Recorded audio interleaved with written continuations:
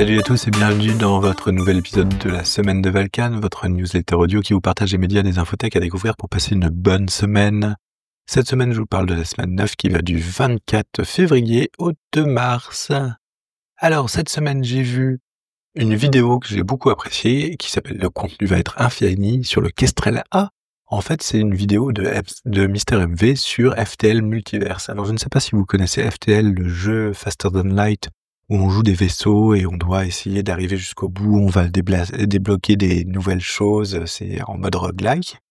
Et bien là, l'FTL Multiverse va encore plus loin, c'est une sorte de V2 du jeu, et il y a encore plus de contenu, encore plus de choses à débloquer, donc c'est un jeu qui me donne très envie, mais qui me fait aussi très très peur en termes de temps à y consacrer. Cette semaine, j'ai aussi vu Jujutsu Kaisen, les dernières saisons. Ça reste sympa, même si j'ai quand même vachement moins accroché que les précédentes saisons. Je sais pas, la dernière est trop orientée baston, un peu n'importe comment, je trouve que ça manque un peu d'histoire, j'étais un peu déçu.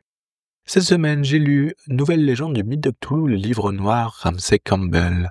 Une série de nouvelles autour du mythe de Cthulhu que je trouve très agréable à lire. C'est des séries de nouvelles qui sont écrites par des gens qui ont côtoyé Lovecraft. Et du coup, ça donne des trucs assez sympathiques, assez que j'ai bien aimé, quoi. Sinon, j'ai aussi continué à lire le livre Parler pour que les enfants écoutent et écouter pour que les enfants parlent. Et plus je lis ce livre, et plus je le trouve bien. Les conseils sont vraiment bien. Il y a aussi une sorte de déculpabilisation sur ce qu'on fait dans son quotidien avec son enfant. Et ça, on le voit pas partout. Il faut savoir que la société et les conseils d'éducation positive, etc., sont souvent extrêmement culpabilisants envers les parents, et là, du coup, ça décharge un peu et ça fait du bien. Et sinon, j'ai continué à lire Sortez vos données du frigo. Alors, j'avance petit à petit dans ce livre, mais c'est toujours très très bon, et si vous vous intéressez à la data, n'hésitez pas à le prendre, parce qu'il y a vraiment beaucoup d'informations, pas forcément techniques, mais aussi sur l'historique de comment ça s'est passé, cette explosion de données, et comment est arrivé le big data, etc.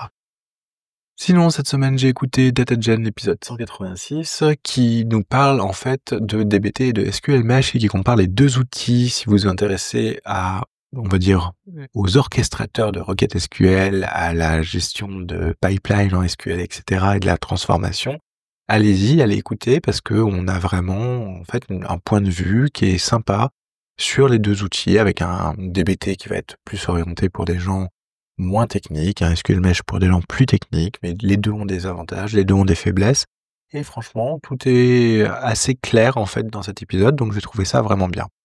J'ai écouté aussi Fin du Game, l'épisode 138 sur Vampire Survivor. Alors c'est un jeu auquel j'ai adoré jouer. Il faudrait que je le relance pour voir ce qui a été rajouté comme contenu, mais pareil, c'est un jeu qui peut être extrêmement chronophage.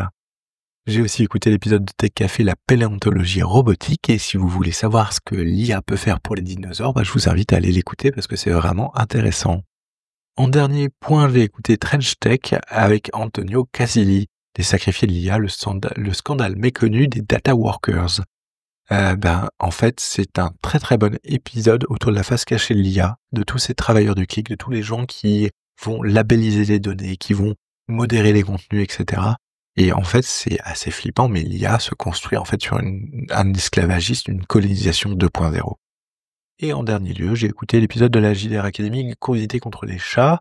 Alors c'est assez drôle, même si j'ai moins été convaincu quand même par l'humour autour des chats, mais c'est parce que moi j'aime beaucoup les chats, donc ça m'a un peu refroidi. Sinon, cette semaine, donc j'ai participé à l'épisode de Radio Campus Academy sur la JDR Academy, que vous allez pouvoir écouter normalement dès que le podcast que vous écoutez est terminé. Vous pouvez vous le lancer parce qu'il va sortir le même jour.